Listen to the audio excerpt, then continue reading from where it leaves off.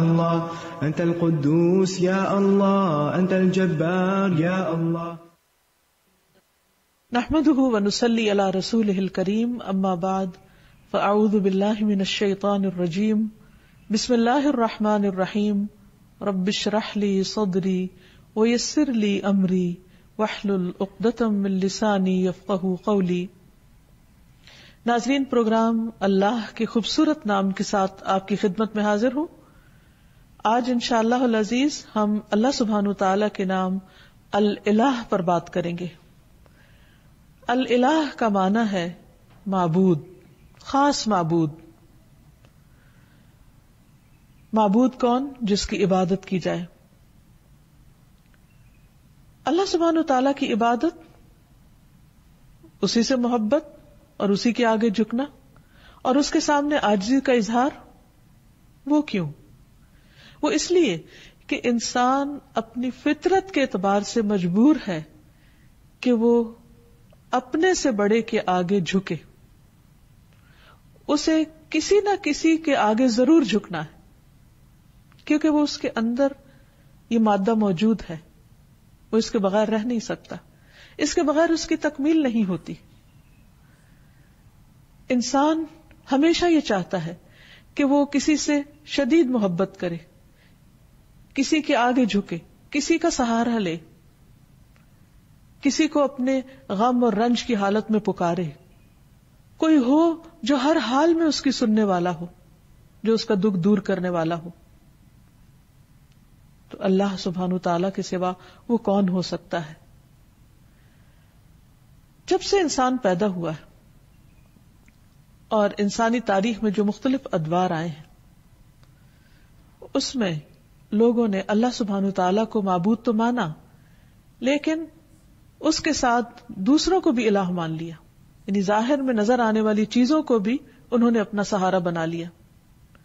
کوئی درخت کے آگے جھکا تو کوئی پہاڑ کے آگے جھک گیا، کوئی سمندر سے خوف کھا کر اس کے آگے جھکنے لگا، کسی نے آگ کو اپنا خدا مان لیا اور وہ اس کی عبادت کرنے لگا. گویا جس چیز سے وہ ڈرا یا جس چیز سے وہ حیران ہوا یا جس چیز نے اس کو امپریس کیا یا انفلوئنس کیا یا جس چیز کے لیے اس کے دل کے اندر ایک خاص کیفیت پیدا ہوئی، اس نے اسی کو اپنا معبود بنا لیا. لیکن اللہ سبحانہ وتعالیٰ فرماتے ہیں وَإِلَٰهُكُمْ إِلَٰهٌ وَاحِدٌ لَا إِلَٰهَ إِلَّا هُوَ الرَّحْمَٰنُ الرَّحِيمُ. سورۃ البقرہ آیت 63 ہے. اور تمہارا معبود، تمہارا الہ بس ایک ہی الہ ہے، وہ جس نے ان سب چیزوں کو پیدا کیا ہے. مخلوق الہ نہیں ہو سکتی. الہ تو وہی ہو سکتا ہے کہ جس کے سب تابع ہوں، جس کے آگے پوری کائنات جھکی ہوئی ہو. فرمایا اس کے سوا کوئی اور معبود نہیں، وہ بے حد رحم کرنے والا، نہایت مہربان ہے. عربی زبان میں الہ کا لفظ اللہ سبحانہ تعالیٰ کے لیے استعمال ہوتا ہے. تو اس آیت سے پتہ یہ چلتا ہے کہ اللہ سبحانہ تعالیٰ اپنی الہیت میں منفرد ہے، یکتا ہے، اکیلا ہے. اور الوہیت کے اندر یعنی الہ ہونے کے اندر کمال علم، کمال قدرت، کمال رحمت اور کمال حکمت کے معنی پائے جاتے ہیں. یعنی وہی الہ ہو سکتا ہے جس کا علم کامل ہو، جس کی قدرت کامل ہو، جس کی رحمت کامل ہو، جس کی حکمت کامل ہو اور اس میں کسی قسم کا کوئی نقص نہ پایا جاتا ہو. اور یہ تمام صفات صرف اور صرف اللہ سبحانہ تعالیٰ کے اندر ہی ہے. اسی لیے وہی دراصل الہ ہے، وہی معبود ہے اور وہی عبادت کے لائق ہے، عبادت کا حقدار ہے. کیونکہ کسی اور کے اندر یہ صفات اس درجے میں پائی ہی نہیں جاتی. تو یہ صفات اس بات کا تقاضا کرتی ہیں کہ ایک انسان اللہ ہی کو اپنا محبوب سمجھے اور انتہا درجے کی محبت صرف اسی کے ساتھ کرے، انتہا درجے میں صرف اسی کے آگے جھکے، اپنا سر اور اپنی پیشانی صرف اسی کے سامنے ٹکائے، کچھ مانگے تو صرف اسی سے مانگے، اسی کے آگے ہاتھ پھیلائے اور کسی اور کے آگے نہیں. سورۃ الانبیاء میں اللہ تعالیٰ فرماتے ہیں لا الہ الا انا فاعبدونی، میرے سوا کوئی معبود نہیں، لہٰذا تم میری ہی عبادت کرو، یعنی مانگو تو مجھ سے مانگو، جھکو تو میرے آگے جھکو، اس لیے کہ وہ دینے پہ قادر ہے، وہ اتنا عظیم ہے کہ اس کے آگے جھکنا انسان کے لیے باعث عزت ہے، باعث ذلت نہیں، کیونکہ انسان جب اپنے سے چھوٹی چیز کے آگے جھکتا ہے تو یہ جھکنا اس کے لیے باعث ذلت ہے. اسی طرح ایک سورۃ طٰہٰ میں فرمایا اننی انا اللہ لا الہ الا انا فاعبدنی، بے شک میں ہی اللہ ہوں، میرے سوا کوئی معبود نہیں، بس تم میری ہی عبادت کرو. اللہ سبحانہ تعالیٰ کے لیے الہ کے علاوہ رب کا بھی لفظ آتا ہے، یعنی رب بھی اللہ کے ناموں میں سے ایک نام ہے، لیکن ان دونوں میں فرق ہے. رب کا مطلب ہے مخلوق کو پیدا کرنے والا، اس کو رزق دینے والا، اس کا انتظام کرنے والا، لیکن الہ کا مطلب ہے جو عبادت کے مستحق ہے، یعنی جس کی عبادت کی جائے، جس کی تعظیم کی جائے، جس کے آگے عاجزی اور انکساری کا اظہار کیا جائے. تو عبادت حقیقت میں محبت، اطاعت، تسلیم و رضا اور تعظیم پر مبنی ہوتی ہے، اور یہ صرف الہ ہی کے لیے ہو سکتی ہے. تو اس میں دراصل توحید الوہیت کی طرف دعوت دی گئی ہے، اور جہاں الہ کا لفظ آیا ہے وہاں ساتھ شرک کی نفی بھی کی گئی ہے کہ لا الہ الا انت یا لا الہ الا اللہ. پھر یہ ہے کہ اللہ سبحانہ وتعالیٰ نے اپنا یہ نام خود رکھا ہے، اضافت کے ساتھ بھی اور اس کے بغیر بھی. اور حقیقت یہ ہے کہ تمام انبیاء بھی اس نام کو استعمال کرتے رہے ہیں. ہم دیکھتے ہیں کہ سورۃ البقرہ میں اللہ تعالیٰ کا ارشاد ہے، اللہ تعالیٰ جب یعقوب علیہ السلام کی وفات کا وقت ذکر کرتے ہیں کہ ام کنتم شہداء اذ حضر یعقوب الموت اذ قال لبنیہ ما تعبدون من بعدی، کیا تم حاضر تھے اس وقت جب یعقوب کو موت آئی، جب اس نے اپنے بچوں سے کہا کہ میرے بعد تم کس کی عبادت کرو گے، کس کے آگے جھکو گے؟ تو انہوں نے کیا کہا؟ نعبد الہک و الہ آبائک ابراہیم و اسماعیل و اسحاق الہا واحدا ونحن لہ مسلمون، ہم تیرے معبود نعبد الہک، اس کی عبادت کریں گے. یہاں بھی لفظ الہ استعمال ہوا ہے کہ جب عبادت کی بات ہے تو پھر ساتھ ہی الہ کا لفظ آ جاتا ہے کہ وہ خاص معبود جو عبادت کا مستحق ہے. تو تیرے معبود اور تیرے آبا یعنی ابراہیم، اسماعیل، اسحاق، ان سب کے الہ کی جو ایک ہی الہ ہے اس کی ہم سب عبادت کریں گے. تو گویا یعقوب علیہ السلام اپنی اولاد کو ایک اللہ الہ کی عبادت کی تاکید کر کے گئے، وصیت کر کے گئے. پھر اسی طرح اللہ کا نام الہ اللہ تعالی کی ذات اور اس کی صفات پر دلالت کرتا ہے، یعنی اللہ تعالی کا یہ نام جو ہے وہ اس کی صفات کو بھی بیان کرتا ہے. اور حقیقت یہ ہے کہ یہ صرف اللہ سبحانہ تعالیٰ ہی کے لیے ہے. یہاں یہ بات بھی یاد رہے کہ اللہ سبحانہ تعالیٰ نے خود اپنے ساتھ دوسرے الہوں کا انکار کیا ہے. قرآن مجید میں اللہ تعالیٰ فرماتے ہیں سورۃ المؤمنون میں مَتَّخَذَ اللَّهُ مِن وَلَدٍ، اللہ نے کوئی اولاد نہیں بنائی، وَمَا كَانَ مَعَهُ مِنْ إِلَٰهٍ، اور اس کے ساتھ کبھی کوئی الہ رہا ہی نہیں، کوئی اور الہ ہے ہی نہیں، نہ تھا نہ ہے اور نہ کبھی ہو سکتا ہے. کیوں؟ اس کے لیے بہت خوبصورت دلیل دی گئی کہ اذا لذهب كل الہ بما خلق، اگر کوئی اور الہ ہوتا تو وہ جو اس نے بنایا ہوتا وہ اپنے ساتھ لے جاتا، یہ باہم کلیش بھی ہوتا. ولا علی بعضهم علی بعض، اور ان میں سے بعض پہ چڑھائی کر دیتے، کیونکہ جب اختیارات بہت سے لوگوں کے ایک جیسے ہوں تو ان میں سے پھر وہ دوسروں سے آگے بڑھنے کے لیے ان کو ہرانے کی کوشش کرے گا. سبحان اللہ، اللہ پاک ہے عما یصفون، اس سے جو وہ وصف بیان کرتے ہیں اللہ کا، یعنی اللہ سبحانہ تعالیٰ کے ساتھ کوئی اور الہ ہو ہی نہیں سکتا، کیونکہ کوئی اور ایسی صفات کے لائق ہی نہیں اور کوئی معبود ہے ہی نہیں. عبادت کا مستحق صرف اللہ ہے. تمام انبیاء نے اسی کی دعوت دی ہے، اعبدوا اللہ ما لکم من الہ غیرہ، اللہ کی عبادت کرو، اس کے سوا تمہارا کوئی الہ نہیں، واعبدوا اللہ ولا تشرکوا بہ شیئا، اور اللہ کی عبادت کرو اور اس کے ساتھ کسی کو شریک نہ ٹھہراؤ، کیونکہ ہماری زندگی کا مقصد ہی عبادت ہے اور عبادت اللہ کا حق ہے، اس لیے ہمیں سوچ سمجھ کر اس حق کو ادا کرنا ہے۔ ایسا نہ ہو کہ ہم کوشش بھی کریں، محنت بھی کریں، لیکن وہ اس کے ہاں قبول نہ ہو جس نے دراصل ہمیں پیدا ہی اس کام کے لیے کیا ہے۔ معاذ رضی اللہ عنہ سے مروی ہے کہ نبی صلی اللہ علیہ وسلم جس گدھے پر سوار تھے، میں اس کے اوپر آپ کے ساتھ پیچھے بیٹھا ہوا تھا، سواری کر کے کہیں جا رہے تھے۔ اس گدھے کا نام عفیر تھا۔ آپ نے فرمایا، اے معاذ، کیا تمہیں معلوم ہے کہ اللہ تعالیٰ کا حق اپنے بندوں پر کیا ہے اور بندوں کا حق اللہ تعالیٰ پر کیا ہے؟ میں نے کہا کہ اللہ اور اس کا رسول ہی زیادہ جانتے ہیں۔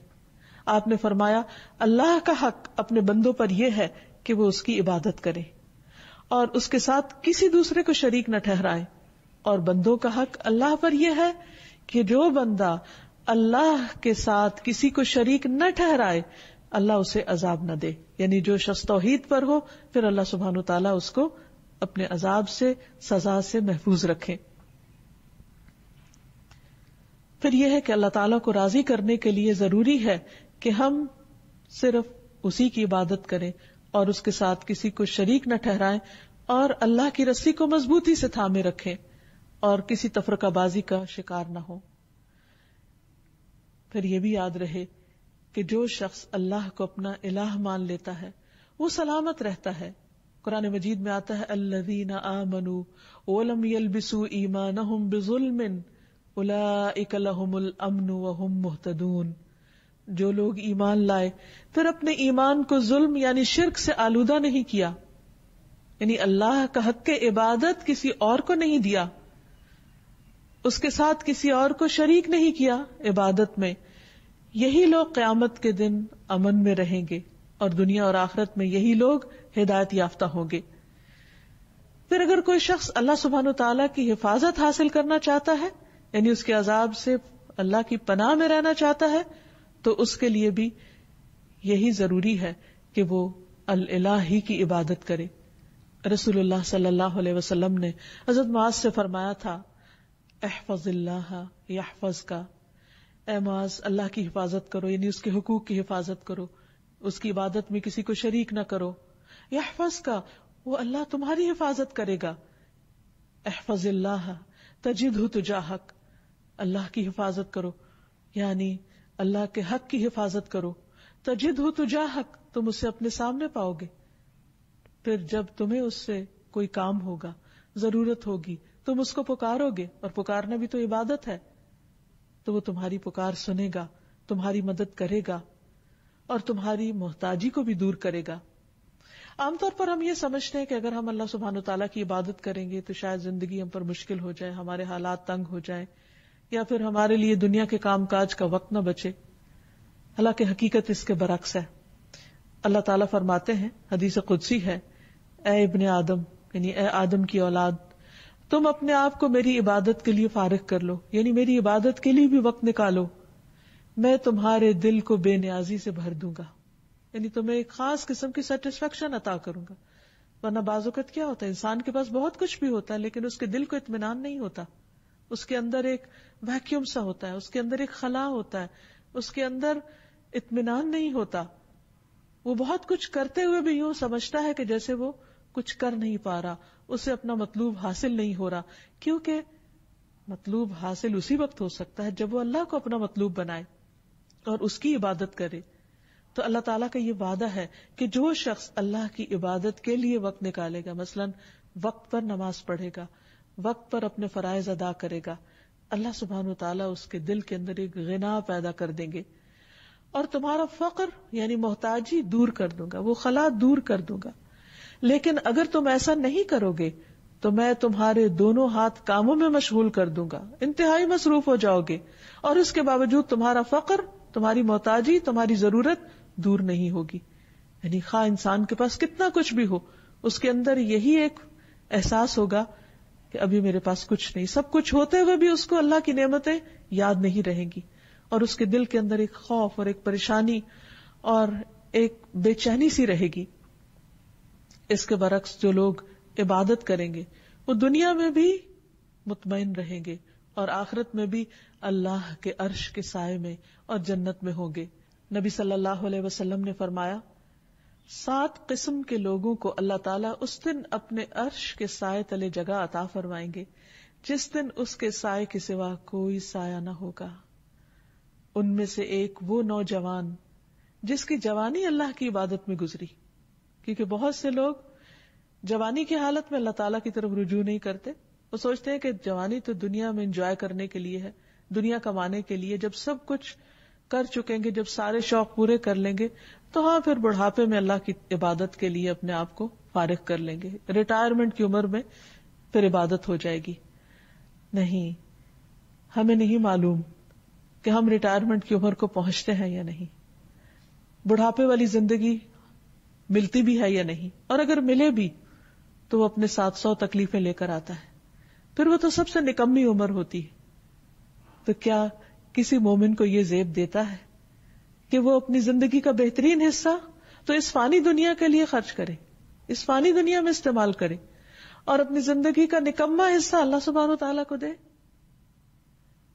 تو اسی لیے جو لوگ اپنی زندگی کا بہترین حصہ یعنی جوانی اللہ کی عبادت میں گزاریں گے، اللہ تعالیٰ کی طرف سے عائد کردہ جو فرائض ہیں ان کو پورا کرتے ہوئے گزاریں گے، اللہ تعالیٰ کی اطاعت اور فرما برداری میں گزاریں گے، تو اللہ سبحانہ وتعالیٰ قیامت کے اس طویل دن جو ایک دن 50,000 سال کا ہے، جس دن سورج بہت قریب آ چکا ہوگا، اس دن اللہ تعالیٰ ایسے لوگوں کو اپنے عرش کے سائے تلے جگہ دیں گے.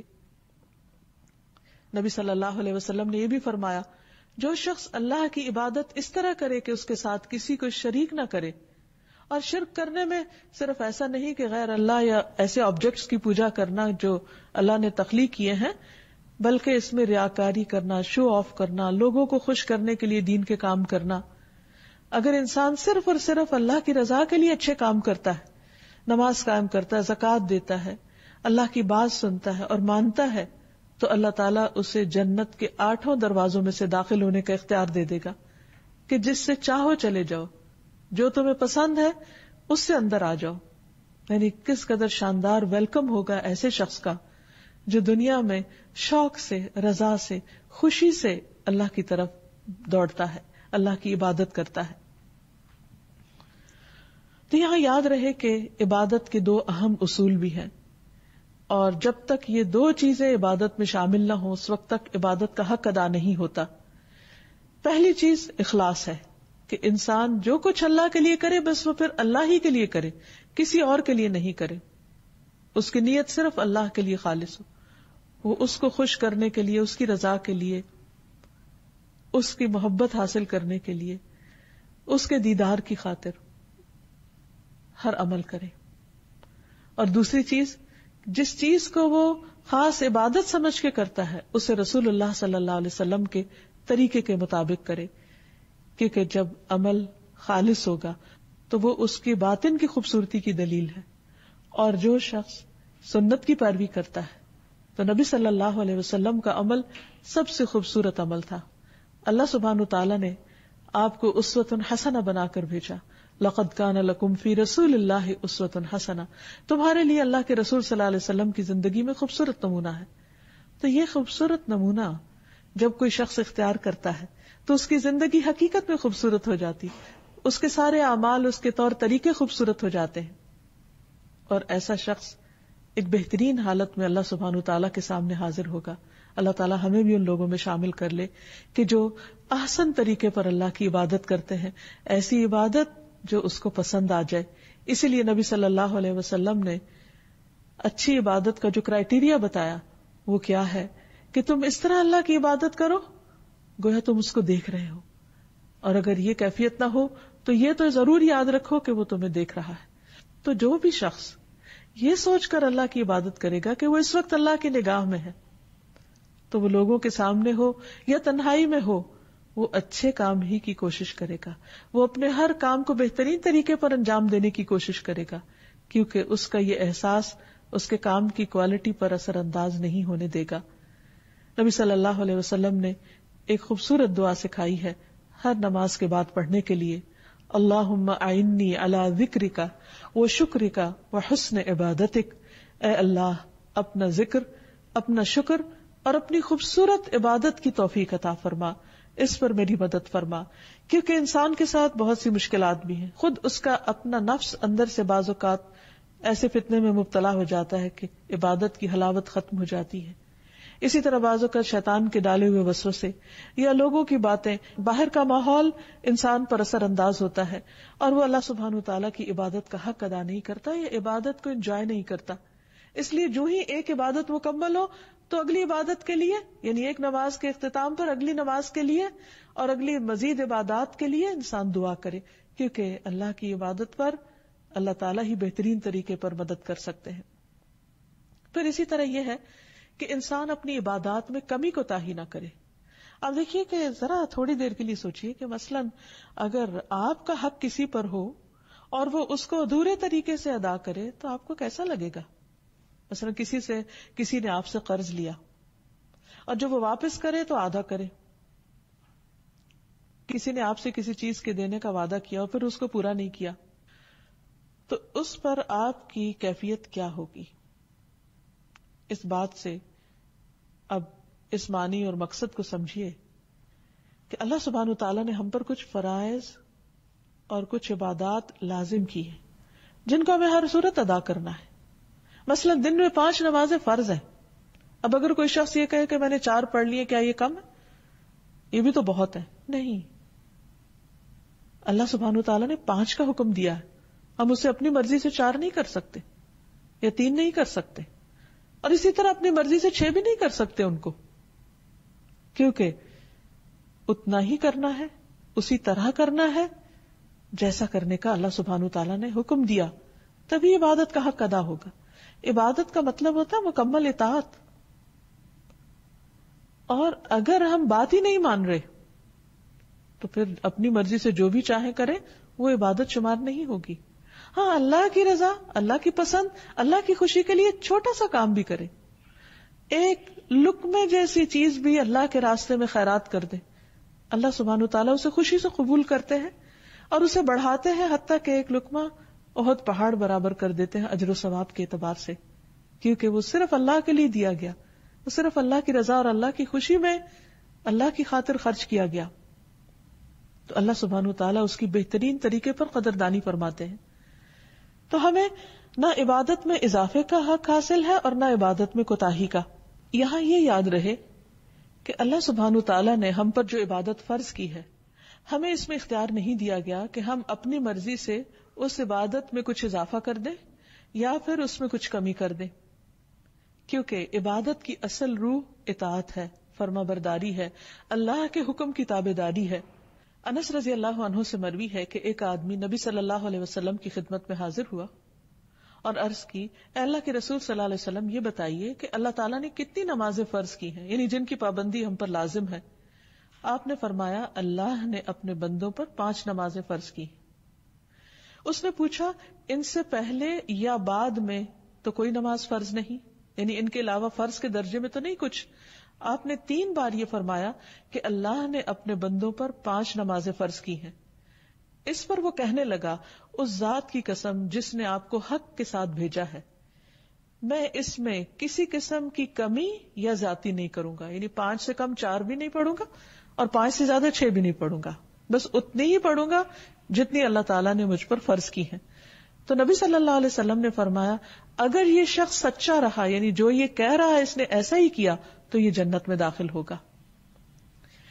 عبادت کے سلسلے میں ایک اور بات یہ یاد رہے کہ عبادت میں شدت اور خود پسندی نہیں ہونی چاہیے، کیونکہ عبادت اللہ تعالیٰ کا حق ہے. نبی صلی اللہ علیہ وسلم نے فرمایا، ایک قوم ایسی آئے گی جو عبادت کرے گی حتیٰ کہ لوگ ان کی عبادت کی کثرت پر تعجب کریں گے، بڑے حیران ہوں گے کہ اتنے عبادت گزار ہیں، لیکن وہ اس عبادت کی وجہ سے خود پسندی کا شکار ہو جائیں گے، اپنے آپ کو بڑی چیز سمجھنے لگیں گے کہ ہم بہت نیک ہیں، نکل جائیں گے جیسے تیر شکار سے نکل جاتا ہے، کیونکہ اللہ تعالیٰ کو ایسی عبادت کی ضرورت نہیں. عبادت ہے دراصل اللہ کا حق، اللہ کو خوش کرنے کے لیے کرنا ہے، نہ کہ بندوں کو دکھانے کے لیے یا بندوں کے سامنے نیک بننے کے لیے. تو جس بندے کے اندر عبادت کا زوم آ جائے، وہ اللہ سبحانہ تعالیٰ کو پسند نہیں. ابلیس کے ساتھ کیا معاملہ ہوا تھا؟ اس کو بھی اپنی عبادت کی وجہ سے ایک خود پسندی اس کے اندر آ گئی تھی کہ جس بنا پر اس نے آدم کے آگے جھکنے سے انکار کر دیا تھا. تو یاد رکھیے کہ جب ہم لا الہ الا اللہ کہتے ہیں تو پھر صرف اللہ کو ہی عبادت کے لائق مانتے ہیں، کسی اور آبجیکٹ کو نہیں، اور حتیٰ کہ اپنے نفس کو بھی نہیں. کیونکہ اس زمین پر جن معبودوں کی پیروی ہوتی ہے ان میں سے سب سے زیادہ پیروی ہم اپنے ہی نفس کی کر رہے ہوتے ہیں، اپنے دل کی خواہشات کی. مثلاً فجر کی نماز کا وقت ہو گیا اور دل کیا چاہتا ہے سوئے رہو، تو ہم اٹھتے نہیں.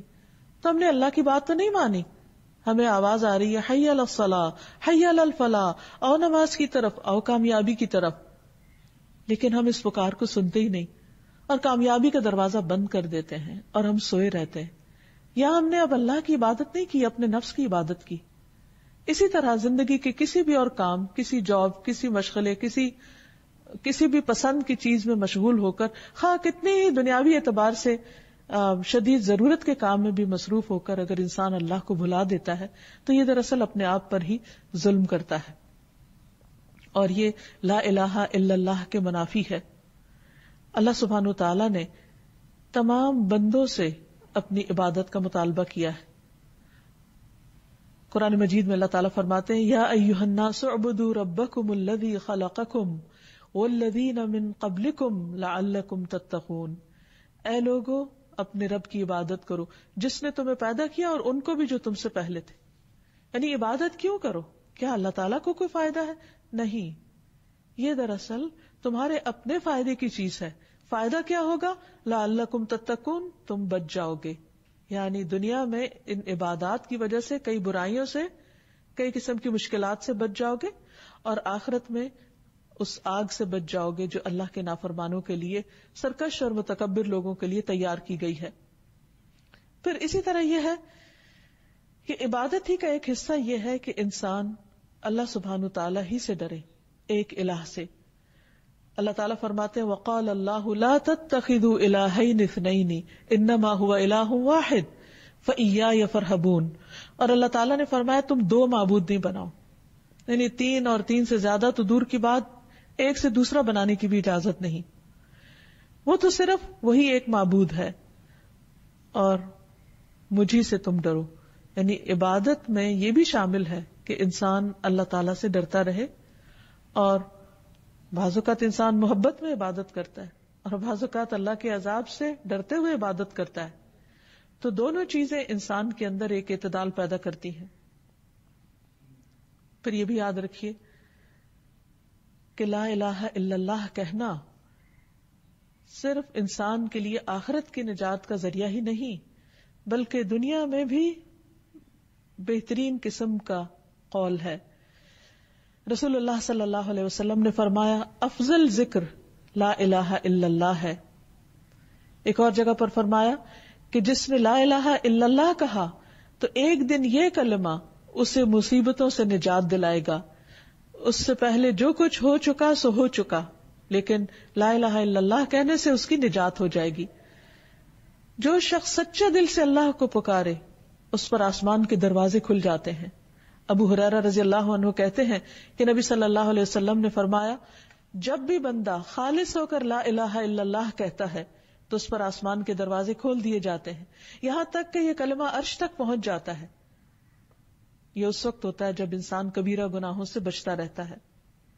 نبی صلی اللہ علیہ وسلم نے فرمایا جس نے لا الہ الا اللہ وحدہ لا شریک لہ لہ الملک ولہ الحمد وہو علی کل شیء قدیر پڑھا اور خالص ہو کر کہا، زبان سے اس کی تصدیق کی، تو اس کے لیے آسمان کے دروازے کھول دیے جاتے ہیں، حتیٰ کہ اللہ تعالیٰ زمین میں اس کہنے والے کی طرف دیکھتا ہے، یعنی کس نے یہ کلمہ کہا، اور جس کی طرف اللہ تعالیٰ نے دیکھ لیا اس بندے کا یہ حق ہے کہ اللہ تعالیٰ اس کا مطالبہ اس کو عطا کر دے. اسی لیے نبی صلی اللہ علیہ وسلم نے یہ بہت ہی خوبصورت بات ہمیں بتائی کہ عرفہ کے دن کی بہترین دعا جو تمام انبیاء نے مانگی وہ ہے لا الہ الا اللہ وحدہ لا شریک لہ لہ الملک ولہ الحمد وہو علی کل شیء قدیر. اس میں اللہ سبحانہ تعالیٰ کی وحدانیت کا ذکر بھی ہے، شرک کی نفی بھی ہے. اللہ سبحانہ وتعالی کی تعریف کی بات بھی ہے اور اس کی قدرت کا اقرار بھی ہے کہ وہی ہر چیز پر قدرت رکھتا ہے. اس میں آپ دیکھیے براہ راست کچھ بھی نہیں مانگا گیا, صرف اللہ سبحانہ وتعالی کی وحدانیت اور اس کی تعریف کا ذکر ہے. تو جو شخص یہ کلمہ پڑھ لیتا ہے تو اللہ سبحانہ وتعالی اس پر نظر رحمت فرما دیتے ہیں. پھر یہ کلمہ صرف زندگی میں نہیں, صرف مشکلات میں نہیں, مرنے والا اگر مرتے وقت پڑھتا ہے تو اس کے لیے جنت کا وعدہ ہے. رسول اللہ صلی اللہ علیہ وسلم نے فرمایا اپنے مرنے والوں کو لا الہ الا اللہ کی تلقین کیا کرو, کیونکہ اس کلمے پہ موت آنے پر جنت میں داخلہ اور جہنم حرام کر دی جاتی ہے. یہ کلمہ اللہ کے ہاں حجت بنتا ہے, نبی صلی اللہ علیہ وسلم کی شفاعت کا ذریعہ ہے, اور اس کلمے کا وزن ہر چیز سے زیادہ ہے. نوف رضی اللہ عنہ کہتے ہیں کہ اگر آسمان و زمین اور ان کے درمیان کی تمام چیزوں کو ترازو کے ایک پلڑے میں رکھ دیا جائے اور دوسرے پلڑے میں صرف لا الہ الا اللہ رکھ دیا جائے تو وہ دوسرا پلڑا جھک جائے گا. اسی لیے اگر کسی شخص نے سچے دل سے لا الہ الا اللہ پڑھا ہو اور ہر شرک سے نفی کی ہو تو قیامت کے دن یہی ایک کلمہ اس کی نجات کا ذریعہ بن جائے گا. اور اگر کوئی اپنے گناہوں کی وجہ سے دوزخ کی آگ میں گیا بھی تو اس لا الہ الا اللہ کی وجہ سے اس کو وہاں سے بالآخر نکال لیا جائے گا, خواہ اس نے بڑے بڑے گناہ کیے ہوں, لیکن ان گناہوں کی سزا بھگتنے کے بعد یہ کلمہ اس کی نجات کا ذریعہ بنے گا. تو حقیقت یہ ہے کہ اللہ سبحانہ وتعالی کا یہ نام یعنی الالہ, اس کے ساتھ جب اللہ کو پکارا جاتا ہے تو انسان کی دعا قبول ہوتی. اسی لیے نبی صلی اللہ علیہ وسلم کو خاص طور پر حکم دیا گیا قل اعوذ برب الناس ملک الناس الہ الناس من شر الوسواس الخناس الذی یوسوس فی صدور الناس من الجنۃ والناس. آپ کہہ دیجئے میں پناہ لیتا ہوں لوگوں کے رب کی, لوگوں کے بادشاہ کی, لوگوں کے الہ, لوگوں کے معبود کی, وسوسہ ڈالنے والے کے شر سے جو پلٹ پلٹ کر آنے والا ہے, جو لوگوں کے سینوں میں وسوسے ڈالتا ہے. پھر ہم دیکھتے ہیں کہ یونس علیہ السلام جب مچھلی کے پیٹ میں چلے گئے اور انتہائی غم کی حالت میں تھے, اس وقت جب انہوں نے اسی کلمے کے ذریعے اللہ کو پکارا تو اللہ سبحانہ وتعالیٰ نے ان کا غم دور کر دیا, انہیں اس بڑی مشکل سے نجات دی. اور وہ کلمہ کیا ہے؟ وَذَنُّونِ إِذْ ذَهَبَ مُغَاضِبًا فَظَنَّ أَن لَّن نَّقْدِرَ عَلَيْهِ فَنَادَىٰ فِي الظُّلُمَاتِ أَن لَّا إِلَٰهَ إِلَّا أَنتَ سُبْحَانَكَ إِنِّي كُنتُ مِنَ الظَّالِمِينَ. اور مچھلی والے کو جب وہ غصے سے بھرا ہوا چلا گیا, بس اس نے سمجھا کہ ہم اس پر گرفت تنگ نہ کریں گے, تو اس نے اندھیروں میں پکارا کہ تیرے سوا کوئی معبود نہیں, صرف اس الہ کو پکارا, تو پاک ہے, یقیناً میں ظلم کرنے والوں میں سے ہو گیا ہوں. تو اللہ سبحانہ تعالیٰ نے انہیں وہاں سے نجات دی اور باقی سب مومنوں کو بھی بشارت دی وَكَذَلِكَ نُنْجِي الْمُؤْمِنِينَ, کہ باقی مومنوں کو بھی ہم اسی طرح نجات دیں گے. اسی لیے نبی صلی اللہ علیہ وسلم جب کسی کرب کی حالت میں ہوتے, تکلیف کی حالت میں ہوتے, تو پڑھتے لا الہ الا اللہ العظیم الحلیم, لا الہ الا اللہ رب العرش العظیم, لا الہ الا اللہ رب السماوات ورب الارض ورب العرش الکریم. اللہ صاحب عظمت اور بردبار کے سوا کوئی معبود نہیں, اللہ کے سوا کوئی معبود نہیں جو عرش عظیم کا رب ہے, اللہ کے سوا کوئی معبود نہیں جو آسمانوں اور زمین کا رب ہے اور عرش کریم کا رب ہے. تو جو شخص تنگی اور تکلیف میں اس دعا کو پڑھے گا اللہ سبحانہ وتعالیٰ اس کی تکلیف کو دور کر دے گا, کیونکہ نبی صلی اللہ علیہ وسلم اس دعا کو پڑھا کرتے تھے. پھر سید الاستغفار میں بھی جب ایک بندہ کہتا ہے اللہم انت ربی لا الہ الا انت خلقتنی وانا عبدک وانا علی عہدک ووعدک ما استطعت اعوذ بک من شر ما صنعت ابوء لک بنعمتک علی وابوء بذنبی فاغفر لی فانہ لا یغفر الذنوب الا انت. اے اللہ آپ میرے رب ہیں, آپ کے علاوہ کوئی الہ نہیں, کوئی معبود نہیں, آپ نے مجھے پیدا کیا, میں آپ کا بندہ ہوں, اپنے عہد اور وعدے پر قائم ہوں, جتنی بھی مجھ میں استطاعت ہے, جتنی بھی ہمت ہے, میں آپ کے احسانات کا اقرار کرتا ہوں اور اپنے گناہوں کا بھی اعتراف کرتا ہوں, آپ مجھے بخش دیجئے, کیونکہ آپ کے علاوہ گناہوں کو کوئی بھی معاف نہیں کر سکتا. تو جو شخص اس کلمے کو پڑھتا ہے اس استغفار کو پڑھتا ہے جس کو سید الاستغفار، استغفار کا سردار کہا گیا، تو اگر شام کے وقت پڑھتا ہے اور رات کو ڈیتھ ہو جاتی ہے تو اللہ تعالیٰ اس کے سارے گناہ معاف کر دیں گے، اس کو جنت میں داخل کریں گے. اسی طرح صبح سویرے اگر کوئی پڑھتا ہے تو رات میں اگر کوئی غلطی ہو گئی تو اللہ تعالیٰ اس کو معاف فرما دیں گے اور اس کو جنت میں داخل کرنے کا وعدہ کیا گیا ہے. تو حقیقت یہ ہے کہ انسان پر اللہ کا حق یہ ہے کہ انسان خالص ہو کر اس کی عبادت کرے اور ہر مشکل میں اسی کو پکارے اور اس کے اس نام کا واسطہ دے کر پکارے، تو انشاءاللہ اس کی دعائیں قبول ہوں گی. اللہ تعالی ہمیں اس عمل کی توفیق عطا فرمائے. أنت الرحمن يا الله، أنت الرحيم يا الله، أنت السلام يا الله، أنت العزيز يا الله، أنت القدوس يا الله، أنت الجبار يا الله. آج ہم انشاءاللہ اللہ سبحانہ وتعالی کے نام الرب کے بارے میں بات کریں گے. قرآن مجید کے آغاز میں اللہ تعالیٰ فرماتے ہیں الحمدللہ رب العالمین، تمام تعریف اللہ کے لیے ہے. کون؟ اللہ. رب العالمین، جو رب ہے تمام جہانوں کا. رب، ہاں رب. رب کون ہوتا ہے؟ رب وہ جو ہمارا خالق ہے، صرف ہمارا نہیں بلکہ تمام کائنات کا. وہ جو سب کا مالک ہے، جس نے صرف پیدا نہیں کیا بلکہ وہ ان سب کا مالک بھی ہے، اور پھر صرف مالک ہی نہیں بلکہ ان کا مدبر بھی ہے. ہر چیز کو رزق دے رہا ہے، ہر چیز کی رہنمائی کرنے والا ہے. سب تعریف اسی کے لیے ہے. تو رب وہ ہوتا ہے جو تربیت کرتا ہے، جو پرورش کرتا ہے، جو نقص سے کمال کی طرف لے جاتا ہے، جو چھوٹے سے بڑا کرتا ہے، نشو نما دیتا ہے، بڑھاتا ہے اور مسلسل خیال رکھتا ہے. جہاں کہیں کوئی خرابی واقع ہو جائے وہاں وہ اصلاح بھی کرتا ہے. وہ رب صرف انسانوں کا نہیں، حیوانوں کا نہیں بلکہ تمام مخلوقات کا پیدا کرنے والا ہے اور ان تمام کی ہدایت اور اصلاح کا کام بھی کرتا ہے. قرآن مجید میں اللہ تعالیٰ فرماتے ہیں ان ربکم اللہ الذی خلق السماوات والارض فی ستۃ ایام ثم استوى علی العرش یغشی اللیل النہار یطلبہ حثیثا والشمس والقمر والنجوم مسخرات بأمرہ الا لہ الخلق والامر تبارک اللہ رب العالمین. بے شک تمہارا رب اللہ ہے جس نے آسمانوں اور زمین کو 6 دن میں پیدا کیا، پھر وہ عرش پر بلند ہوا، رات کو دن پر اڑا دیتا ہے. یعنی رات دن پر چھا جاتی ہے تو ہر طرف اندھیرا ہو جاتا ہے.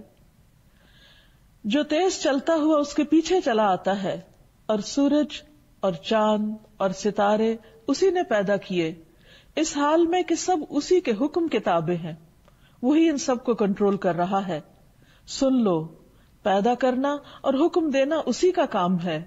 بہت برکت والا ہے اللہ جو سارے جہانوں کا رب ہے، جو ہر آن اپنی تخلیق کے اندر، اپنی مخلوقات کے اندر وسعت پیدا کر رہا ہے. وہی جو زندگی دیتا ہے، وہی جو موت دیتا ہے، وہی جو ان سب کو انسانوں کے فائدے کا بناتا ہے.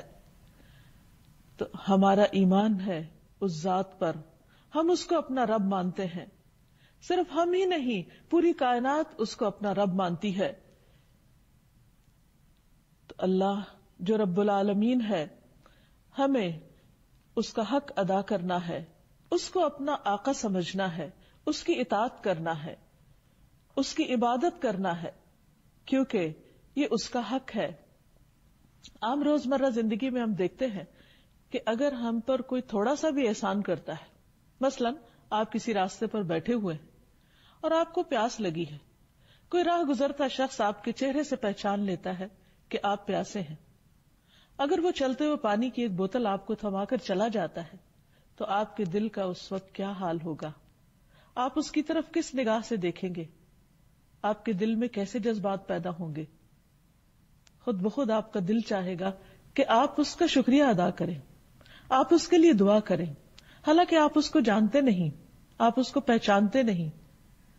اس کی پہچان صرف یہ ہے کہ اس نے پیاس کے وقت آپ کو پانی پلایا.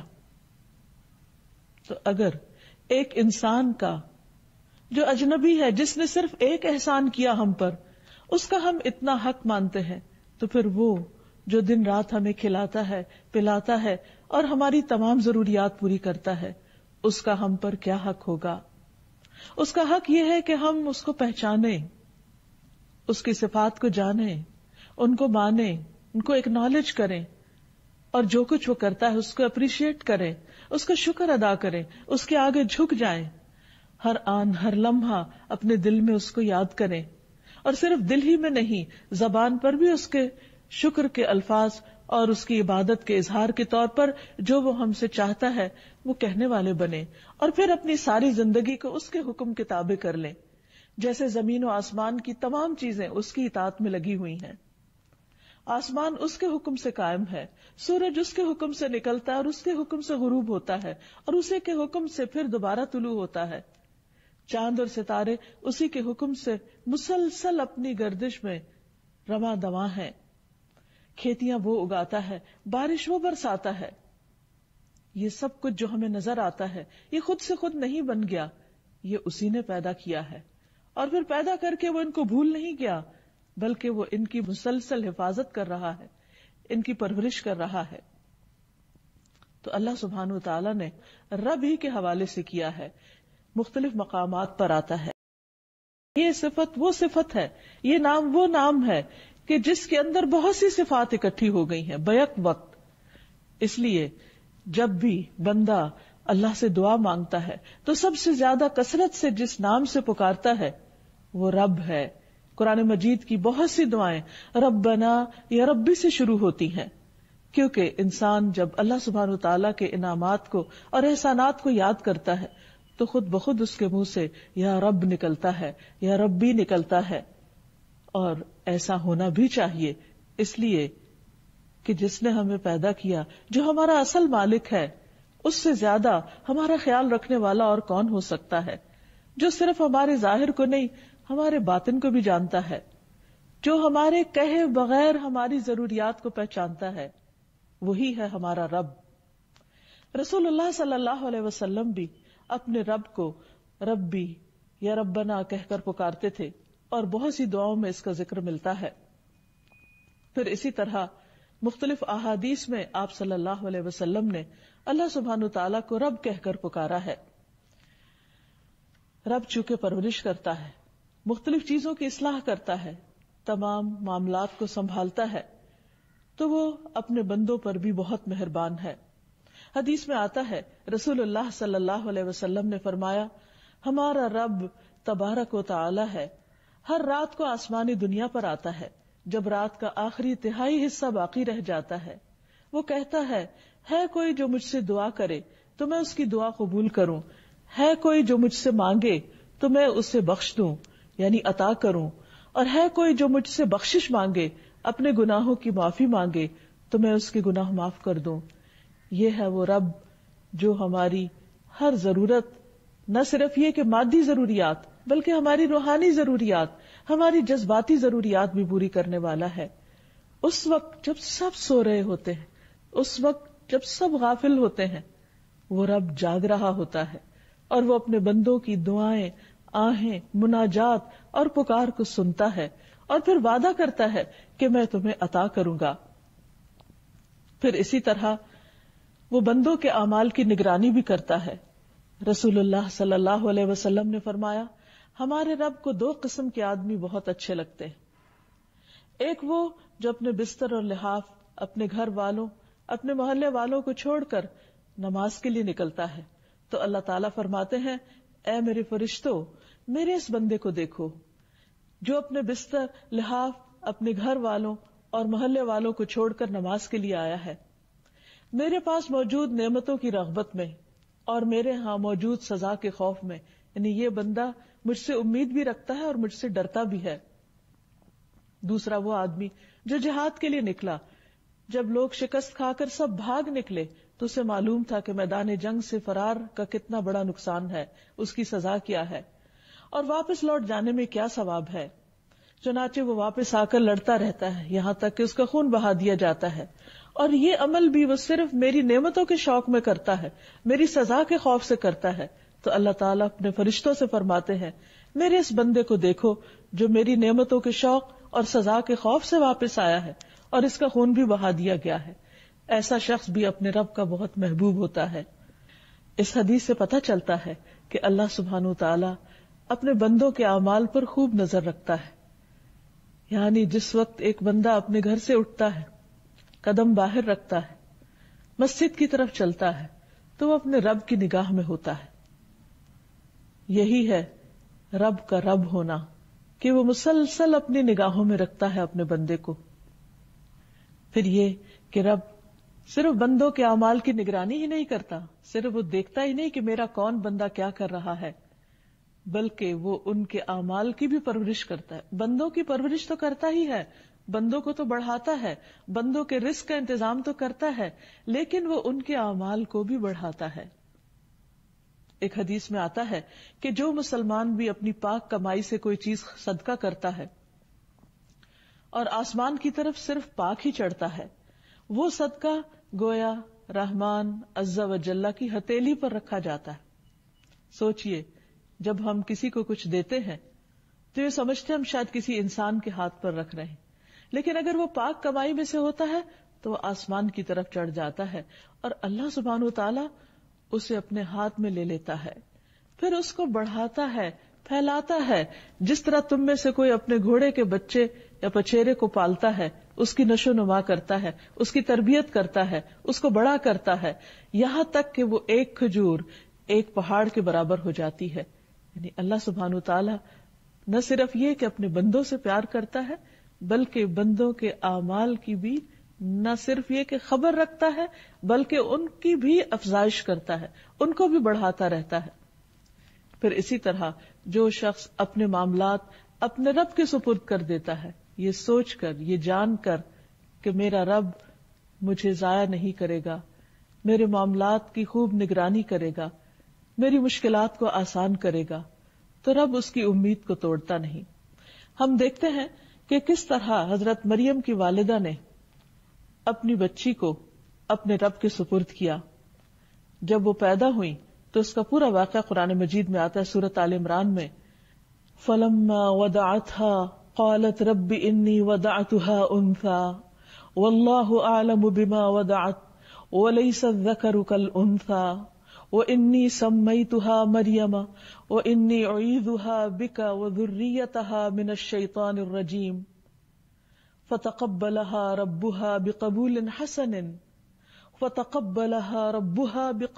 حسن وأنبتها نباتا حسنا وكفلها زكريا كلما دخل عليها زكريا المحراب وجد عندها رزقا قال يا مريم أنى لك هذا قالت هو من عند الله إن الله يرزق من يشاء بغير حساب. پھر جب بچی پیدا ہوئی تو کہنے لگی اے میرے رب، اپنے رب کو پکارا، میرے ہاں تو لڑکی پیدا ہوئی ہے، حالانکہ جو کچھ اس نے جنا اسے اللہ خوب جانتا تھا، اور لڑکا لڑکی کی طرح نہیں ہوتا. اب میں نے اس کا نام مریم رکھ دیا اور اس کو اور اس کی اولاد کو شیطان مردود سے بچا کر تیری پناہ میں دیتی ہوں. بس اس کے رب نے اسے اچھی قبولیت کے ساتھ قبول کر لیا. یعنی رب صرف اعمال ہی قبول نہیں کرتا، بندوں کی نیتیں بھی قبول کرتا ہے، ان کے ارادے اور ان کے شوق کی بھی قدردانی کرتا ہے، اور اس کو بھی آگے بڑھاتا ہے اور اس میں بھی برکت پیدا کرتا ہے. تو رب نے اس بچی کو قبول کر لیا اور اچھی نشو نما کے ساتھ اس کی پرورش کی، یعنی اس کی پرورش کا خود بندوبست کیا، اور زکریا علیہ السلام کو اس کا کفیل بنا دیا. جب کبھی زکریا اس کے پاس عبادت خانے میں داخل ہوتے، حالانکہ کفالت زکریا علیہ السلام کر رہے تھے، لیکن ان کے پاس یعنی مریم علیہ السلام کے پاس کوئی نہ کوئی کھانے کی چیز پاتے تو پوچھتے اے مریم یہ کہاں سے آیا؟ بظاہر بیرونی اسباب تو کچھ بھی نہیں تھے. وہ کہتی یہ اللہ کے پاس سے، اللہ اس رزق کا بندوبست کرتا ہے، بے شک اللہ جسے چاہتا ہے بغیر حساب کے رزق دیتا ہے. آپ سوچئے کہ یہ حضرت مریم کی والدہ کا اخلاص تھا، ان کی نیت تھی، ان کی اللہ رب العالمین کے لیے محبت تھی، قربانی تھی، ان کا ایک عمل صالح تھا، ایک شوق اور جذبہ تھا اپنی اولاد کو اللہ کی خدمت میں وقف کرنے کا، تو اللہ سبحانہ وتعالیٰ نے کس طرح اس کو قبول کیا اور خود اس کی پرورش کا ذمہ لے لیا. یہ ہے اللہ ہمارا رب. جب انسان اس پر مکمل بھروسہ کرتا ہے، اس پر توکل کرتا ہے، تو وہ اس کو کافی ہو جاتا ہے. پھر یہاں یہ بھی یاد رہے کہ اللہ سبحانہ وتعالی جو ہمارا رب ہے وہ اکیلا ہی اس پوری کائنات کو وجود میں لایا ہے، کوئی اس کا شریک نہیں ہے، اور وہ اکیلا ہی سارا نظام چلا رہا ہے. اس کو اس کائنات کا نظام چلانے میں کسی انسان اور کسی فرشتے اور کسی نیک بزرگ کی ضرورت نہیں. اس پوری کائنات کا خالق وہی، الا لہ الخلق والامر، اور حکم بھی اسی کا چلتا ہے، وہی مدبر ہے. تو اسی لیے رب کے 3 معروف معنی، وہ جو خالق ہے، وہ جو مالک ہے، اور وہ جو مدبر ہے. یعنی نہ صرف یہ کہ اس نے پیدا کیا اور مالک ہے، بلکہ وہ ان کی تدبیر بھی کر رہا ہے، ان سب کا نظام بھی چلا رہا ہے. ہوائیں اس کے حکم سے چلتی ہیں، بادل اس کے حکم سے اٹھتے ہیں، بارش اس کے حکم سے برستی ہے، زمین اس کے حکم سے پیداوار اگاتی ہے. اور جب اس کا اذن نہیں ہوتا، پھل نہیں آتا یا اس طرح نہیں آتا جس طرح انسان چاہتا ہے، تو سب کچھ اسی کے اذن سے ہو رہا ہے. ایک ایک چیز، ایک ایک پھول، ایک ایک پتی اور ایک ایک ٹہنی اور ایک ایک شاخ، اور اس کے اندر جو رنگ اور شیڈز اور جو کچھ بھی ہے، ان سب کی تدبیر، پلاننگ خود اس نے فرمائی. اور پھر کس طرح ہر سال خزاں کے موسم میں پتے جھڑ جاتے ہیں، ان پر موت آ جاتی ہے، اور پھر کس طرح دوبارہ ان مردہ پودوں کو دوبارہ زندہ کر دیتا ہے. اور پھر ہر چیز کا انتظام اس احسن طریقے سے کیا کہ مثلا صحرا کے اندر جو پودے اگتے ہیں ان کا انداز کچھ اور ہے، ان کی گہری زمین میں اتری ہوئی جڑیں ہوتی ہیں. یہ ساری پلاننگ کس نے کی کہ کس جگہ کیسے پودے اگیں گے؟ وہ جڑیں زمین کے اندر دور ڈیپ روٹیڈ اس لیے ہوتی ہیں تاکہ جب بارشیں نہ برسیں اور ہر طرف خشک سالی ہو تو زمین کے اندر کی تری سے وہ رزق حاصل کر سکے. اسی طرح جہاں بارشیں زیادہ ہوتی ہیں وہاں اور طرح کی نباتات اور پیداوار ہوتی ہے. یہ سب کچھ صرف ایک اکیلا رب ہی کر رہا ہے، اور کوئی اس کے ساتھ نہ تخلیق میں شریک ہے اور نہ نظام چلانے میں شریک ہے، اور نہ ہی بندوں کی پرورش میں کوئی اور شریک ہے. پھر وہ رب کسی کا محتاج بھی نہیں، کیونکہ اگر وہ محتاج ہوتا کسی کی مدد کا، کسی کے تعاون کا، تو یہ کائنات کا نظام چل ہی نہیں سکتا تھا. اسی لیے ہم دیکھتے ہیں کہ توحید اسی وقت مکمل ہوتی ہے جب اللہ کے سوا کسی اور کو خالق اور مالک نہ مانا جائے. چونکہ اللہ سبحانہ و تعالیٰ کے ناموں کے ساتھ ہمیں پکارنے کا حکم ہے. اللہ تعالیٰ فرماتے وَلِلَّهِ الْأَسْمَاءُ الْحُسْنَى فَادْعُوهُ بِهَا، کہ اللہ کے لیے ہیں اچھے اچھے نام، ان ناموں کے ذریعے تم اس کو پکارو، یعنی اس سے دعائیں مانگو، کیونکہ دعا عبادت ہے اور عبادت کے لیے ہمیں پیدا کیا گیا ہے. اور جب ہم اس کو پکارتے ہیں تو یہ پکارنا اس کو پسند آتا ہے اور وہ ہم سے راضی ہوتا ہے، خوش ہوتا ہے.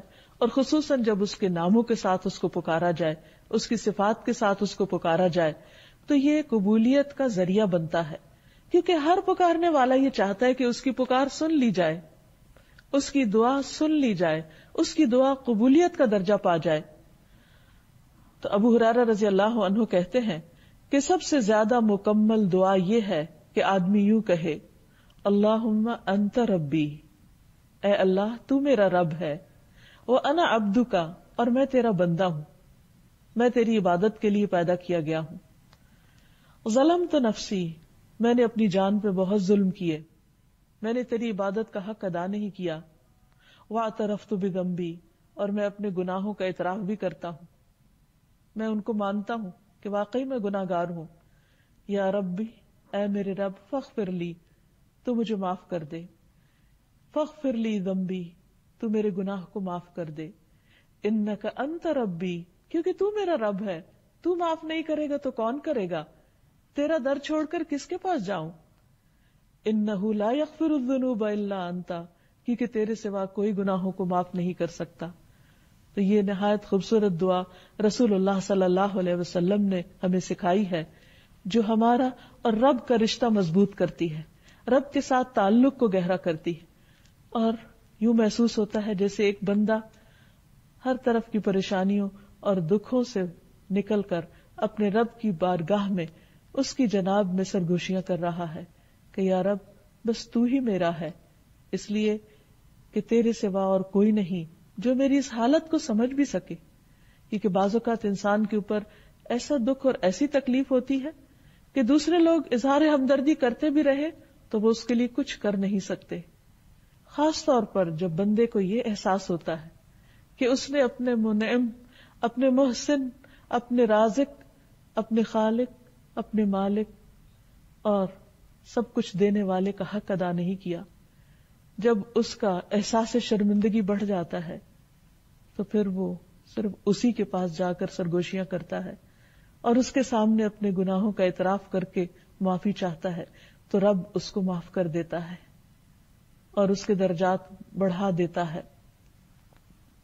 ہم دیکھتے ہیں کہ اللہ کے جلیل القدر پیغمبروں نے بھی اس نام کے ساتھ اپنے رب کو پکارا. ابراہیم علیہ السلام جن کو اللہ نے اپنا دوست کہا، ان کے بارے میں آتا ہے سورۃ البقرہ میں وَإِذْ يَرْفَعُ إِبْرَاهِيمُ الْقَوَاعِدَ مِنَ الْبَيْتِ وَإِسْمَاعِيلُ رَبَّنَا تَقَبَّلْ مِنَّا إِنَّكَ أَنْتَ السَّمِيعُ الْعَلِيمُ. اور جب ابراہیم اس گھر کی بنیادیں اٹھا رہے تھے، یعنی خانہ کعبہ تعمیر کر رہے تھے، اور ان کے بیٹے اسماعیل بھی ان کے ساتھ تھے، تو دونوں اللہ کا گھر تعمیر کرتے ہوئے، اتنی بڑی سعادت حاصل کرتے ہوئے یوں اپنی بندگی کا اعتراف کرتے ہیں کہ ربنا تقبل منا، اللہ تو ہم سے قبول کر لے. کس قدر عاجزی اور انکساری کا اظہار ہے، اور اپنے رب کو راضی کرنے کا طریقہ کہ ربنا تقبل منا انک انت السمیع العلیم، کیونکہ تو سننے والا ہے، تو جاننے والا ہے، تو ہمارے دلوں کی آہیں، دلوں کی پکار اور ہماری سسکیوں تک سے واقف ہے، ان خیالات تک سے واقف ہے جو ہم تیرے بارے میں رکھتے ہیں. یا رب تو اس چھوٹی سی کوشش کو قبول فرما. اور یہی حال اللہ کے باقی نیک بندوں کا ہوتا ہے.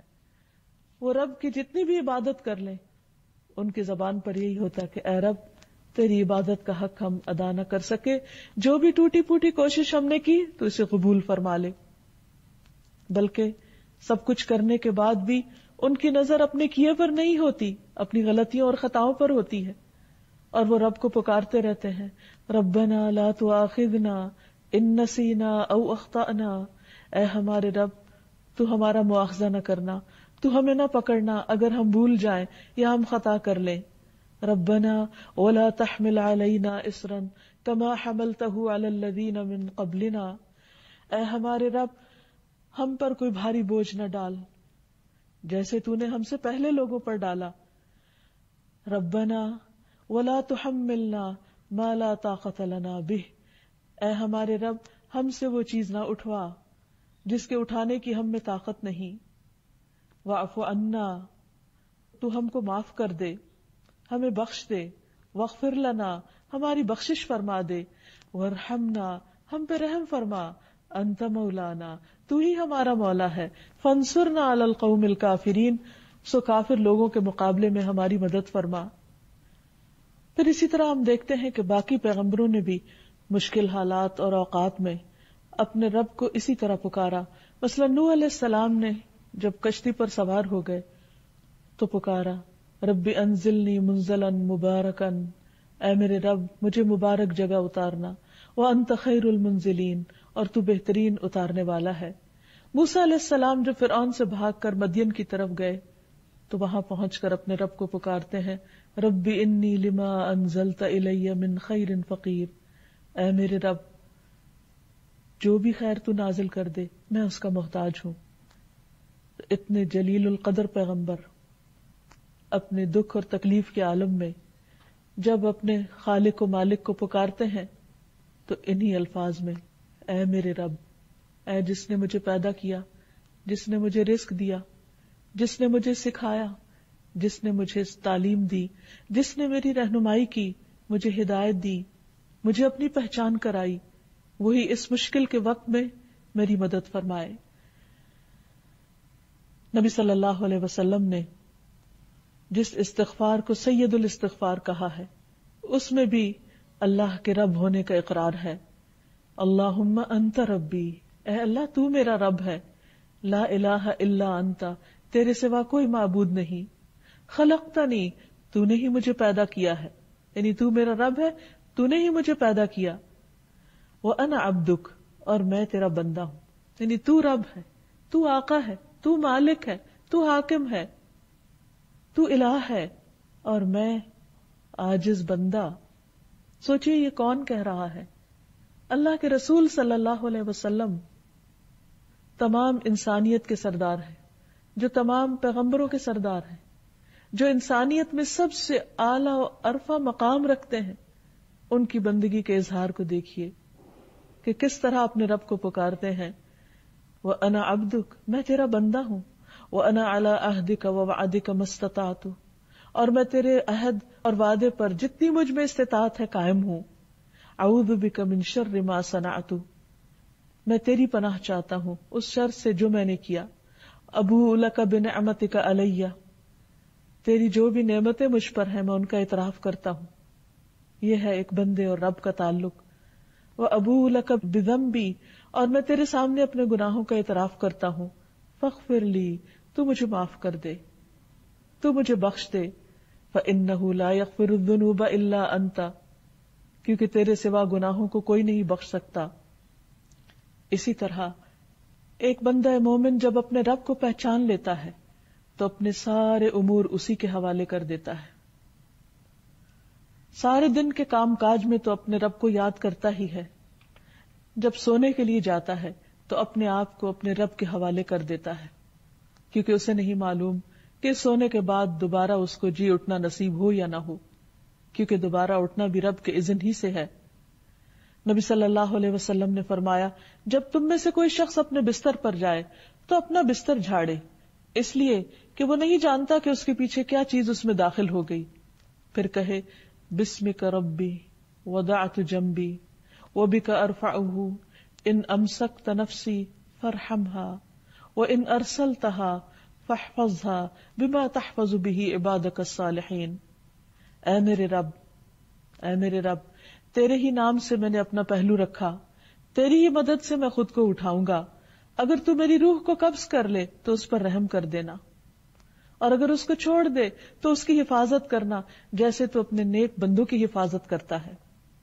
یہ ہے بندے اور رب کا حقیقی تعلق، کہ بندہ اپنا سب کچھ اپنے رب کے حوالے کرتا ہے. اور یہ اس وقت ہوتا ہے جب بندہ اپنے رب کو پہچان لیتا ہے کہ حقیقت میں ہر چیز کی کیئر وہی کرتا ہے، وہی ہر چیز کو سنبھالنے والا ہے.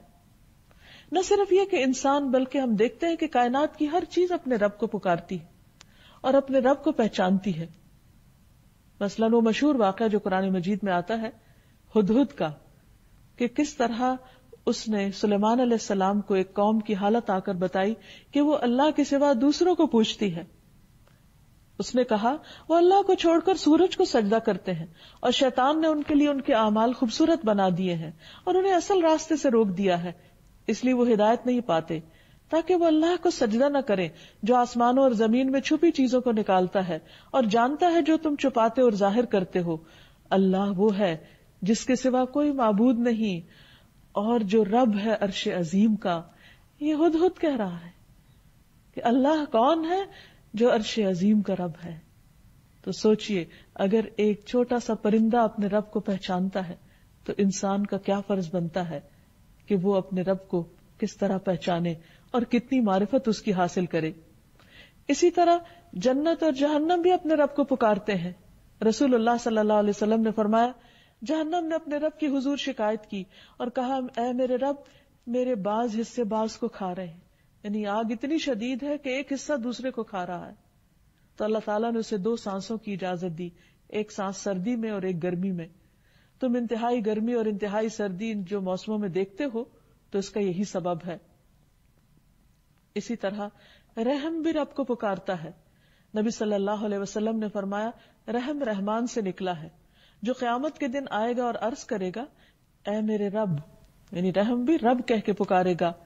مجھے توڑا گیا, مجھے کاٹا گیا, مجھ پہ ظلم کیا گیا, اے میرے رب میرے ساتھ برا سلوک کیا گیا. اللہ تعالیٰ اسے جواب دے گا, کیا تو اس بات پر راضی ہے کہ میں اسے جوڑوں جو تجھے جوڑے اور اسے کاٹوں جو تجھے کاٹے. شیطان جو اللہ کا نافرمان ہے, لیکن جب اللہ سبحانہ وتعالیٰ سے ہم کلام ہوتا ہے تو رب کہہ کے پکارتا ہے. ابو سعید خدری سے مروی ہے کہ میں نے نبی صلی اللہ علیہ وسلم کو یہ فرماتے ہوئے سنا کہ شیطان نے کہا تھا کہ اے میرے رب, مجھے تیری عزت کی قسم, میں تیرے بندوں کو اس وقت تک گمراہ کرتا رہوں گا جب تک ان کے جسم میں روح رہے گی, یعنی مرتے دم تک.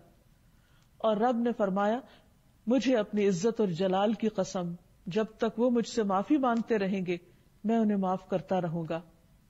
اسی طرح ہم دیکھتے ہیں کہ زمین بھی اپنے رب کو پہچانتی ہے اور وہ بھی اپنے رب ہی کو پکارے گی قیامت کے دن. نبی صلی اللہ علیہ وسلم نے فرمایا, جب تم میں سے کسی کی موت کسی زمین میں ہوتی ہے تو اسے وہاں جانے کی ضرورت پیش آ جاتی, اور جب وہ اپنے اس انتہائی مقام تک پہنچ جاتا ہے تو اللہ تعالیٰ اس بندے کی روح قبض کر لیتا ہے, اور قیامت کے دن وہاں کی زمین کہے گی, اے میرے رب تیری یہ امانت حاضر ہے. اسی طرح سورج بھی اپنے رب کو پکارتا ہے. ہر روز جب سورج اپنے آخری مقام پر غروب ہوتا ہے تو دوبارہ نکلنے کے لیے رب سے اجازت چاہتا ہے, کہتا ہے یا رب ان مسیری بعید, اے میرے رب میرا سفر بہت لمبا ہے. لیکن انسان کے بارے میں اللہ سبحانہ وتعالیٰ شکوہ کرتے ہیں کہ ان الانسان لربہ لکنود, کہ بے شک انسان اپنے رب کا بڑا ہی ناشکرا ہے. وَإِنَّهُ عَلَى ذَلِكَ لَشَهِيدٌ, اور انسان اس بات پر خود گواہ بھی ہے کہ وہ رب کا حق ادا نہیں کرتا, اس کی ساری نعمتیں استعمال کرتا ہے, کھانا پینا, باقی تمام ضروریات, حتیٰ کہ نیند اور زندگی میں چلنا پھرنا, یہ سب کچھ رب کے دیے ہی سے ہو رہا ہے. لیکن ان میں سے کتنی چیزوں کو بندہ اپنے رب کی مرضی کے مطابق استعمال کرتا ہے. یہی تو دراصل ناشکرا پن ہے کہ نعمتیں کسی نے دی اور استعمال کسی اور کی خوشی میں ہو رہی ہیں, یا اپنے نفس کی یا شیطان کی, جب بندہ اپنے رب کی نافرمانی کرتا ہے. اور فرمایا وَإِنَّهُ لِحُبِّ الْخَيْرِ لَشَدِيدٌ, وہ مال کی محبت میں بڑا سخت ہے. یعنی جتنی محبت اپنے رب سے کرنی چاہیے اس سے بڑھ کر وہ اپنے مال کے ساتھ محبت کرتا ہے, اس لیے کہ وہ اپنی زندگی کا بہترین حصہ, اپنے اوقات کا بہترین حصہ, اپنے دن کا بہترین حصہ مال کمانے میں زیادہ لگاتا ہے بنسبت رب کی عبادت کے. تب کرنے کا کام کیا ہے؟ ہمیں کیا کرنا چاہیے؟ ہمیں سب سے پہلے رب کا تعارف حاصل کرنا چاہیے, رب کو پہچاننا چاہیے. کیسے؟ ایک تو کائنات کی نشانیوں سے, کہ کوئی بھی چیز جو دیکھیں اس کی ساخت پر غور کریں, اس کے فنکشنز پر غور کریں, اس کے فائدوں پر غور کریں, اور پھر سوچیں کہ یہ کس نے بنائے اور اس نے یہ سب کچھ کیوں بنایا, کس کے لیے بنایا. یقیناً ہم سب کے لیے. اور پھر اس کا شکر ادا کریں. دوسرا طریقہ یہ ہے کہ اس کی کتاب کو پڑھیں, قرآن مجید کا مطالعہ کریں, اور اس میں رب کے جو جو کام بتائے گئے ہیں کہ رب کیا کچھ کرتا ہے اس کی معلومات حاصل کریں. پھر نبی صلی اللہ علیہ وسلم نے اپنے رب کے ساتھ کیسا تعلق قائم کیا اس کو جانیں, اور پھر اپنی زندگی میں اٹھتے بیٹھتے اپنے رب کو یاد کریں. جیسے ابراہیم علیہ السلام نے کہا تھا کہ رب العالمین کون ہے, میرا رب کون ہے, الذی خلقنی فہو یہدینی, کہ جس نے مجھے پیدا کیا پھر اسی نے مجھے ہدایت دی. والذی هو یطعمنی ویسقینی, وہ جو مجھے کھلاتا ہے اور پلاتا ہے. وَإِذَا مَرِضْتُ فَهُوَ يَشْفِينِي, اور جب میں بیمار ہوتا ہوں تو وہی مجھے شفا دیتا ہے. وَالَّذِي يُمِيتُنِي ثُمَّ يُحْيِينِي, وہ جس نے جو مجھے موت دے گا. وَالَّذِي يُمِيتُنِي ثُمَّ يُحْيِينِي, وہی جو مجھے موت دے گا پھر دوبارہ زندہ کرے گا. وَالَّذِي أَطْمَعُ أَن يَغْفِرَ لِي خَطِيئَتِي يَوْمَ الدِّينِ, اور وہ جس سے مجھے امید ہے کہ وہ یوم الدین کو میری خطائیں معاف کر دے گا. رب ہب لی حکما والحقنی بالصالحین, اے میرے رب مجھے حکمت عطا کر, حکم عطا کر اور مجھے صالحین کے ساتھ ملا. تو ابراہیم علیہ السلام کس طرح اپنے رب کے ساتھ تعلق رکھتے ہیں کہ اپنی تمام باتیں اپنے رب کے ساتھ شیئر کر رہے ہیں, اپنی امیدیں اور اپنے دل کے حالات اپنے رب کے سامنے رکھ رہے ہیں. تو ہمارے لیے بھی یہی ہے کہ ہم اپنی چھوٹی سے چھوٹی ضرورت اور بڑی سے بڑی ضرورت میں ہر حال میں اپنے رب کی طرف رجوع کرنے والے بنے، اور پھر جب قرآن مجید کا مطالعہ کریں تو ربانی بن جائیں، رب والے بن جائیں، کیونکہ کتاب کے پڑھنے اور پڑھانے کا یہی تقاضا ہے۔ اور پھر رب کی پہچان دراصل ایمان کی علامت ہے۔ جو شخص دنیا میں اپنے رب کو پہچانے گا قبر میں بھی جواب دینے کے قابل ہوگا، کیونکہ جب فرشتے آئیں گے قبر میں مردے کو دفنانے کے بعد اور اس کو اٹھا کر بٹھائیں گے تو اس سے جو پہلا سوال کریں گے وہ کیا ہوگا؟ من ربو کا، تیرا رب کون ہے؟ تو جس نے دنیا میں اپنی زندگی میں اپنے ہوش و حواس میں اپنے رب کے ساتھ تعلق قائم کیا وہ وہاں بھی جواب دے پائے گا کہ ربی اللہ، میرا رب اللہ ہے۔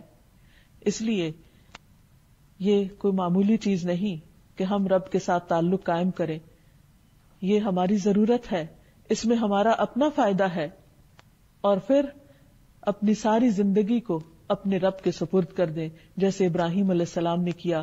اپنے مشکلات میں اپنے رب پر توکل کریں، اپنے رب کے رب ہونے پر راضی ہو جائیں تو رب ہمیں راضی کر دے گا۔ صبح شام رضیت باللہ ربا وبالاسلام دینا وبمحمد رسولا پڑھتے رہیں، کیونکہ جو یہ کہتا ہے، حدیث میں آتا ہے، اس نے ایمان کا مزہ چکھ لیا، اس نے ایمان کا لطف اٹھا لیا، اور جو اللہ کے رب ہونے پہ راضی ہو گیا اور محمد صلی اللہ علیہ وسلم کے رسول ہونے پہ راضی ہو گیا، اسلام کے دین ہونے پہ راضی ہو گیا، اس کے لیے جنت واجب ہو گئی۔ تو اللہ تعالیٰ سے دعا ہے کہ وہ ہمیں اپنی عبادت کی توفیق عطا فرمائے، ہمیں اپنی معرفت دے اور اپنا قرب نصیب کرے، صرف دنیا میں نہیں آخرت میں بھی ہمیں اپنے مقرب بندوں میں شامل کر لے۔ وآخر دعوانا ان الحمد للہ رب العالمین۔ أنت القاهر يا الله، أنت الحسيب يا الله، أنت الشافي يا الله، أنت المبين يا الله، أنت الوكيل يا الله، أنت القيوم يا الله، أنت المتين يا الله، أنت السبوح يا الله، لا إله إلا الله محمد رسول الله، لا إله إلا الله محمد رسول الله۔